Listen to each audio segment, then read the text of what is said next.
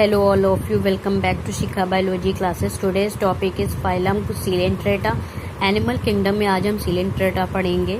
तो body cavity hollow, the body hollow cavity coelenterate number of species.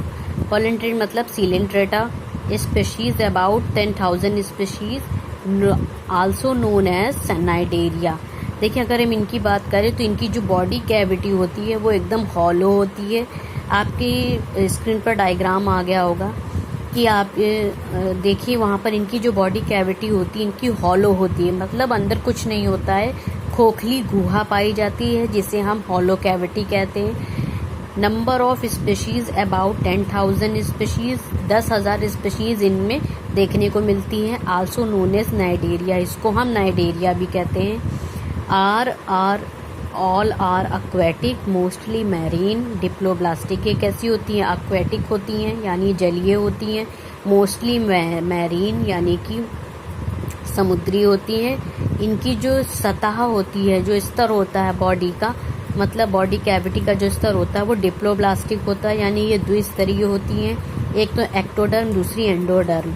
ये सोलेट्रिकल होते हैं, कुछ कॉलोनियल होते हैं, मतलब कुछ कॉलोनी में बना के रहते हैं और कुछ सोलेट्री, कुछ अकेले रहते हैं. रेडियल सिमेट्रिकली, कुछ रेडियल सिमेट्रिकल होते हैं यानी ज़्यादातर रेडियल सिमेट्रिकल होते हैं जिनको दो भागों में आसानी से नहीं बांटा जा सकता. Asexual phase is generally polyp. इनकी जो एसेक्सुअल फेज होती है वो जर्नली पॉलिव होती है. And sexual phase is Medusa. और सेक्सुअल फेज जो इनकी कंप्लीट होती है जर्नली उसमें मेडुसा जो है पाए जाते हैं. पॉलिप और मेडुसा, जैसे फॉर एग्जांपल मैं बात करूं तो जैसे ऑरेलिया हो गए, ओबिलिया हो गए, आपके जेलीफिश हो गई, ये सब आपके क्या हैं?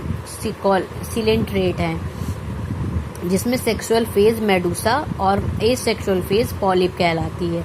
Mouth is surround by tentacles. Mouth जो होता है वो टेंटिकल्स से सराउंड रहता है और उस टेंटिकल्स में निमेटोसिस्ट या स्ट्रिंगिंग सेल्स पाई जाती हैं, इसलिए इन्हें हम क्या कहते हैं? नाइडेरिया भी कहते हैं.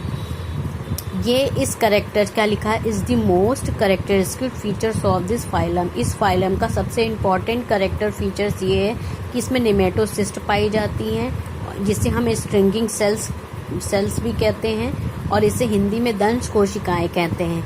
देखिए यहाँ पर बनी हुई हैं, ये जो आप देख रहे हैं ये अंदर की तरफ जो स्पाइरल बना हुआ है स्प्रिंग के जैसा, ये कोशिका जब बाहर की तरफ निकल आती है तो ये अपने एनिमी को बचाए रखने का भी काम करती है, अपने आप को बचाने का भी काम करती है और अपने एनिमी और अपने फूड को लेने का भी काम करती है. Respiratory system, circulatory system, excretory system are absent. इसमें respiratory system, circulatory system, excretory system कैसे होते हैं? एब्सेंट होते हैं. किसी भी तरह का सिस्टम इसमें प्रेजेंट नहीं होता है और ये एक खोखली गुहा के समान इनकी जो बॉडी कैविटी होती है वो हॉलो होती है. मैंने आपको अभी बताया ना कि इनकी जो बॉडी कैविटी होती है वो हॉलो होती है यानी खोखली होती है. Reproduction is asexual and sexual. Reproduction इसमें एसेक्सुअल और सेक्सुअल देखने को मिलता है.